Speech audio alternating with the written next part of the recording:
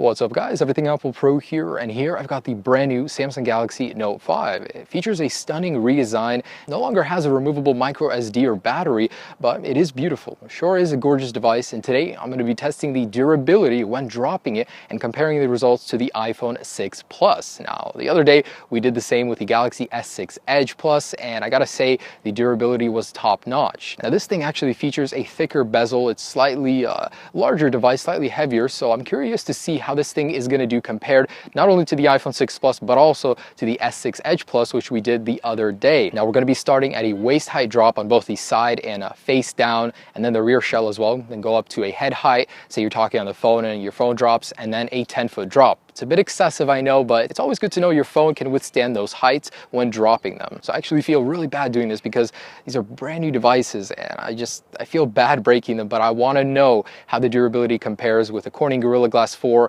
on the Note 5 and the reinforced aluminium compared to the standard ion strengthened glass on the 6 Plus and just that malleable aluminium. I mean, Apple puts this really soft metal into these guys. They bend and they don't do very well when dropping them. So I want to see how these two compare. All right, so let's go ahead and get started. The Galaxy Note 5 has a very thick bezel. I think it'll do very good. And it's slightly raised around the edges, so the screen, unlike the Galaxy S6 Edge Plus, will not impact with the ground first. But let's go ahead and start with the side drop test. And this is about waist height, so taking it out of your pocket and this thing slips out of your hand. And personally for me, when I step out of my car, sometimes I'll keep my phone on my lap and I'll forget about it, and boom, there it goes, drops. Anyways, so Galaxy Note 5 first. Waist height, 3, 2, 1. So conveniently remove your stylus just by dropping your phone. So the impact was right here. And this material is very tough. When you do drop it, it doesn't make it all jagged, and it's not so bad as the iPhone. But anyways, everything in working order. Stylus works, no problem. Let's go ahead and do the same to the iPhone. So here's the iPhone 6 Plus. This thing is in mint condition, brand new. Hurts to do this, but let's do it. All right, so waist height. Also dropping on its side. 3, 2, 1.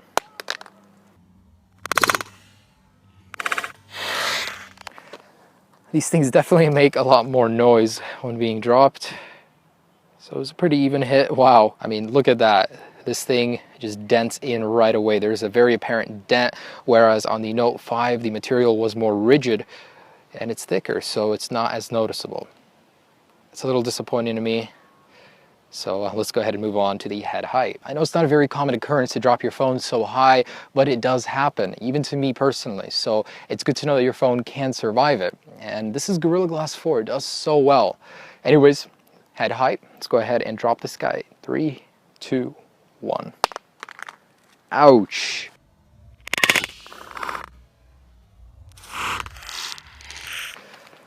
That hurt. That hurt to listen to. All right, so again, the S Pen did pop out.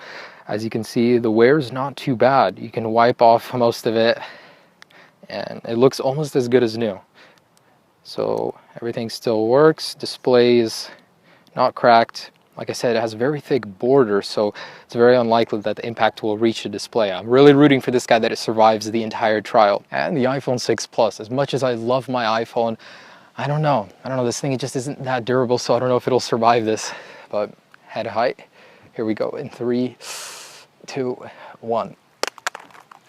Okay, I don't even know, that hurt.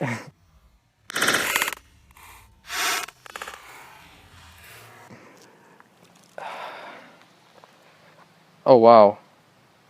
So it did chip the corner right here. There's a small chip. There are more dents, and the screen assembly is coming out just a little bit right here. That was a pretty brutal hit, and it's apparent. And this material is so soft. The whole phone is a little bent. Like it goes up right here a little bit. Okay, so clearly, even at this point, we can see that the Note 5, it's structurally rigid. This thing seems very flimsy. And damage-wise, as you can see, it's definitely worse on the iPhone. The display did chip up here. So for this next test, I'm going to mix things up a little bit. Before we shatter the displays, dropping them on the edges, we're going to do a waist height face down test and then rear face down test to see if the camera lenses will crack or if the rear assembly on here will crack because it's made out of glass. And then we're going to go and do the same thing with a head height.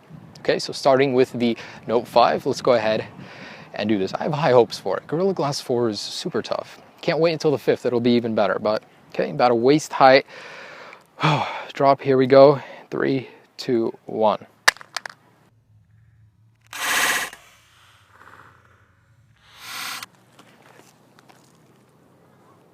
Wow.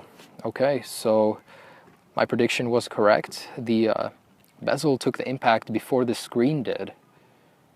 It's apparent by all these chips around it right here. You know, the screen is looking good, working, everything's in order. This thing is solid. I feel very confident dropping this thing, as funny as that is to say. So let's go ahead and do the same with the iPhone 6 Plus. And here we go. This guy I don't have as much hopes for. It's proven itself to be not the most durable, but again, same thing, face down. Drop test in 3, 2, 1. Solid hit, solid hit. Oh, oh my gosh. You know, it's disappointing. This thing did not do as well. There it goes.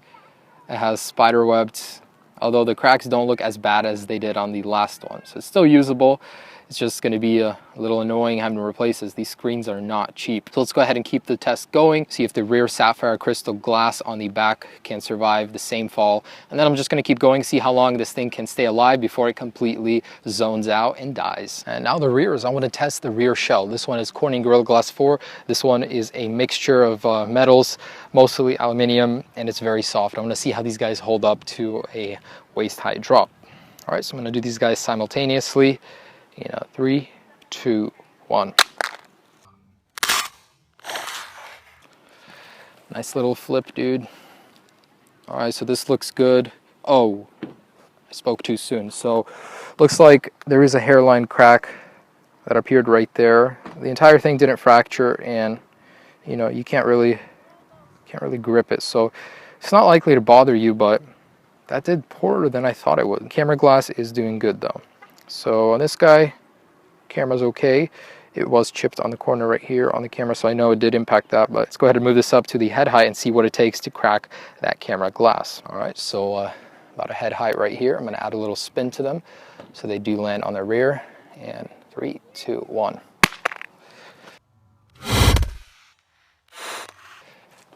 Oh, yeah, totaled.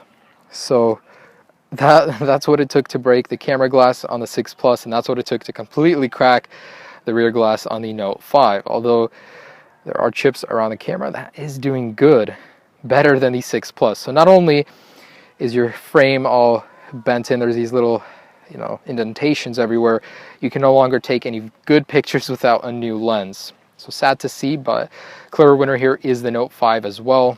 Although it does look a lot worse. At least you can still take pictures on it. So after that last rear drop, the Galaxy Note 5, a very, very thin hairline crack appeared up here. It's very difficult to see, but the phone is no longer turning on. Although it does vibrate when turning on, the screen no longer works. So this thing is completely pooped, no longer works. But there is a crack stemming from about right here, and it goes right up. So the rear did break, but the phone no longer responds. I'm a little disappointed. The S6 Edge Plus did a lot better.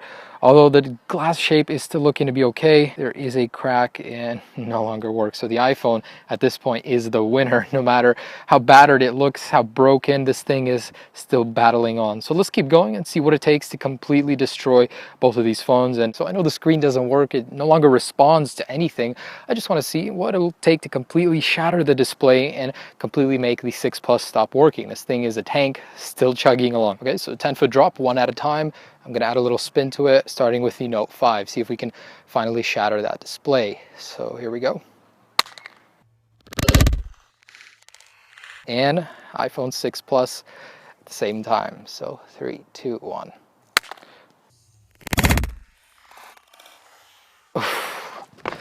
Both heavy impacts. You can see lots of glass fragments everywhere. Okay, so I'm going to start with the Note 5. See the damage we dealt. Ouch. Notification light is still on. This thing is not responding to anything. I tried hard resetting it. Nothing. And now fractures are way worse. Sad to see this thing no longer works. So here my last hope, 6 Plus. That's definitely a lot worse. And nope, there are no survivors when it comes to drop tests. Hello. Oh, I hear voiceover. This thing is working. Screen lock. It is working, just the LCD has gone out, so looks like the digitizer still works somehow underneath all of this. I can see that the light's on, it's just not responding. This thing has the voiceover on, you know, it's completely toasted. So guys, that's just about it. I mean, I don't see what else I can do to these guys. No survivors here. But if I were to say which one did survive, which one did win this test, it would be the 6 Plus. It stayed alive longer than the Galaxy Note 5, although the display was more prone to shattering, unlike the Note 5, which held up well. And when it does get shattered, it's easier to see the display underneath. It's not as bad. The chunks don't start falling out like the 6 Plus. So although both phones do show promise of life, only the iPhone 6 Plus is the only one working, and the voiceover keeps saying things, interrupting me while I'm speaking. The Note 5, on the other hand, all it has is a notification light that's staying blue, and it's not responding to anything. No stimuli. This thing is completely toasted. I don't know what to do with it. So clear winner here in survivability, the 6 Plus. In terms of durability, the Note 5 has the advantage. The display took a lot more abuse to get to the state where it's at versus the iPhone 6 Plus. Although it's not as good as the Galaxy S6 Edge Plus, I was pretty satisfied with the Note 5. It did good, although I don't know what's going on with it right now. Hopefully the iPhone 6 Plus can do better in the future with the 6S, with a stronger construction, better display. Let's see what you got, Apple. Surprise us. Anyways, guys, thanks for watching this video. I had fun. I really enjoy making these kind of videos, testing the true durability, the true limits of these phones. So thanks for watching. Subscribe if you haven't already. Like this video. It really does help me. And comment, tell me what you think, guys. So have a great day. Peace.